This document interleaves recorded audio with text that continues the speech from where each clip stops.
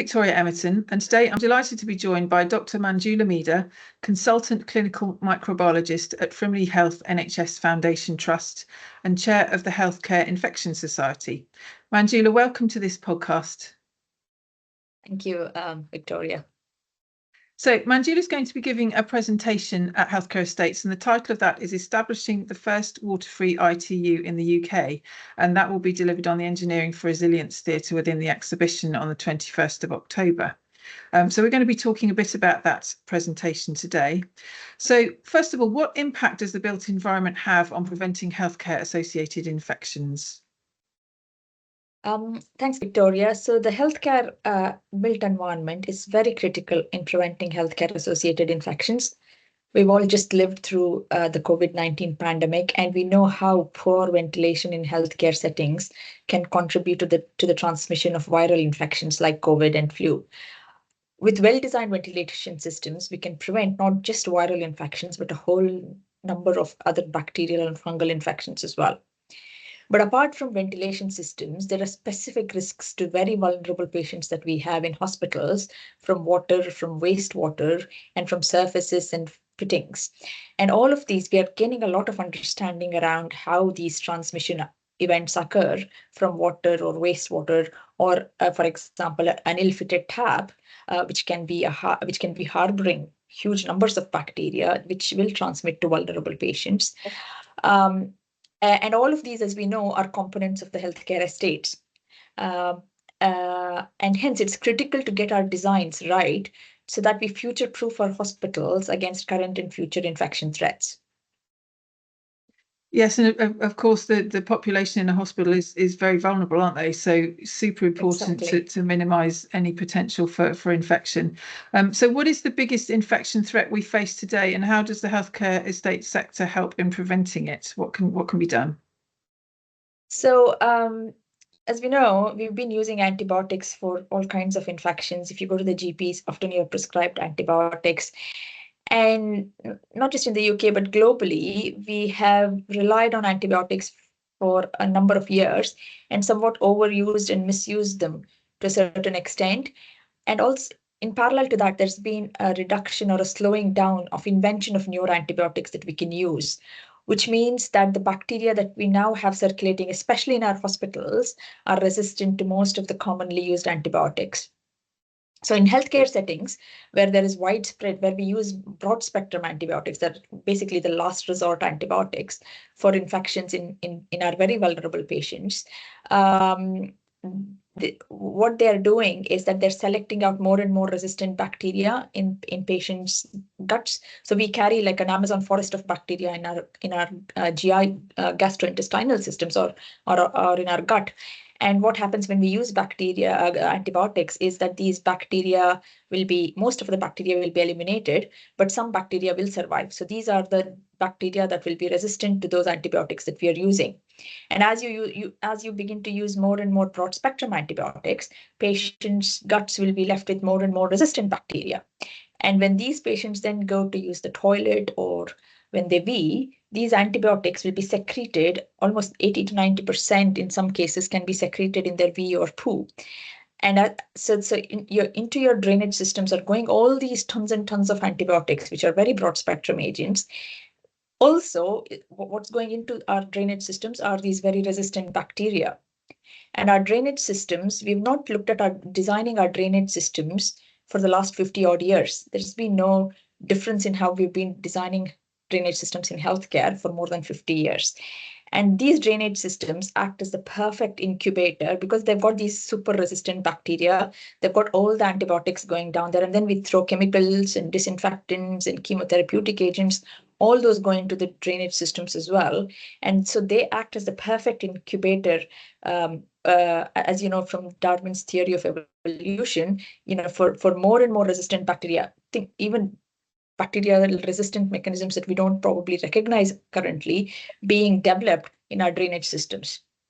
And what we are understanding now is that there's a splash zone around majority of our drainage systems, or say, for example, the sink drains or showers, and bacteria are not just going in, but they're actually coming out as well.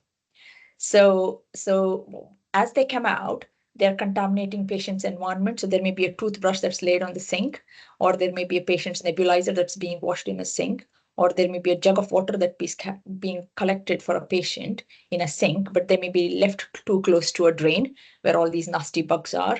And then these bacteria are making their way to patients. And these patients, as you know, in hospitals are very vulnerable. For majority of us, if we do encounter these bacteria, we may not have an adverse effect from it. And over time, months or years, we may be able to eliminate these bacteria from our guts. But in the very vulnerable patients where they're getting already lots of antibiotics, these bacteria can go on to cause infections. So they may get into their urinary systems, for example, and cause a urine infection, or they may get into the wounds. So patients may have diabetic wounds or surgical wounds. And if they get into those kind of wounds, for example, when they're having the shower, and what we've discovered is if you're washing your wound near the shower drain, these bacteria could then land on your wound and cause and these infections are untreatable because the bacteria are there are no effective antibiotics to treat these super resistant bacteria, which means that the risk of death from these infections is very high. So it's obviously a lot of concern, and this is the concern around antimicrobial resistance. It's a global threat, and estimates reckon that we may be spending something around $150 trillion US dollars by 2050 if we don't do anything about it. But those estimates are actually very flawed, I would say, because our surveillance systems are actually not detecting these bacteria as much as they are already prevalent, even within the UK. Wow, that's painting a picture of hospital-acquired infections in Technicolor, isn't it? There's a hospital sounds like it's just one giant petri dish exactly. with systems that aren't properly designed. Yeah. But I can add, although it sounds terrible, there's a lot of things we can do, especially through the healthcare estates systems and how we design our drainage systems, how we design our hospitals. We can do a lot of things where we can eliminate this risk from wastewater to patients. So we can create a barrier for these bugs to not reach from the wastewater systems, from hand wash basins or drains to our patients. And this is what we have done at Frimley. We have developed what is called the water and wastewater safe environments, or it used to be called water-free unit, the first one of which was developed by Joost Hopman in the Netherlands. This is about 10 years ago. And we've adapted the same principles, but applied this to the NHS because we have different challenges here. And what we have done is we've ensured that there is no contact of the wastewater or water systems, in fact, because there's many risks from water itself, as you know, from Legionella, Pseudomonas, various other things. Those risks we have tried to eliminate by removing many hand wash basins, by figuring out, we've also have a faucet called the Frimley faucet, which is a tap without a drain. So if you're collecting water for a patient, you're collecting it from a tap which is not coming into contact with the drain. So there are many things that we can do within healthcare if we work with our healthcare assist colleagues. And the critical thing that we need to all probably do in the next few years, and very urgently, especially because we are building so many hospitals, is that the IPC teams and estates teams all come together to address this very important threat that we have in hospitals. Indeed, and with the new hospital programme, it's the perfect opportunity, isn't it, to look at things differently and think, we've introduced this, retrofitted, I guess, into your hospital. We've done that. Let's introduce them from scratch in a newly designed facility to reduce this petri dish effect and reduce hospital-acquired infections. So awareness of AMR, I'm guessing, is quite acute, and did the sector feel the key need to make these changes? And do you think the changes are going to be easy to implement, maybe in existing hospitals? Because you've obviously done that at Frimley. Yeah, I mean, I wouldn't say it's easy, but it's possible. If with coordinated work, and if there's board to board involvement, and it is possible to bring about these changes. But what is more important to understand is that without these changes, we're putting our patients at extreme risk of infection from these bacteria. And we've got evidence building up at Frimley, as well as in other hospitals around the world now, that by these water safe systems, you can not only save patients their lives and money from the treatments, because these treatments that we give them are very, very expensive. So we spend millions of pounds on treating these very difficult to treat infections when they do happen. So it not only saves, we are putting the patient in the center of everything, but we're also saving money, because the amount of money you save by removing a hand wash basin, for example, an unnecessary hand wash basin, which is not needed, because what we have done over the last few years is put a hand wash basin in every corner of the hospital. We have too many, in fact, and we don't need that many. So by removing all of these excess hand wash basins, we almost save £1,000 a month, £1,000 a year per hand wash basin in each hospital, which because you're saving on the electricity of heating the water, the chemicals, the labor time to clean them, to test the water systems for Pseudomonas legionella. So all of those have, it's the cost multiplies. And it's not only just the costs of maintaining these things and the patient costs, but there's also a sustainability element, because obviously water is now is going to be a very precious commodity. So we've got to also think about ways that we can conserve water, and if there are safer alternatives. Actually, in fact, there are better alternatives than water that we can use, which will also reduce the risks to patients.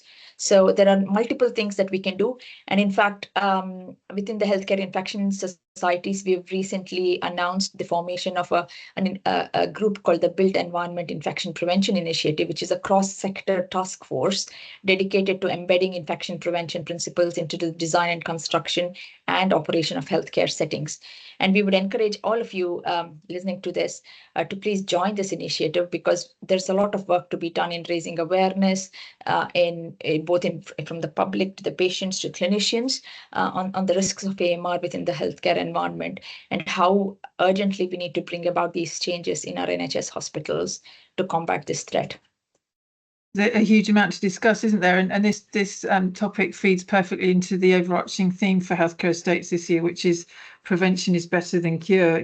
Prevent the infections, prevent the bugs gestating and becoming superbugs in a hospital system, and patients won't become infected and their stay will be shorter, and sustainability will be observed, and all those good things. So yeah, lots and lots of great stuff to talk about, and really, really good that you can come along and give the example of what you've done at Frimley in a hospital setting that's working, and hopefully improving the whole situation.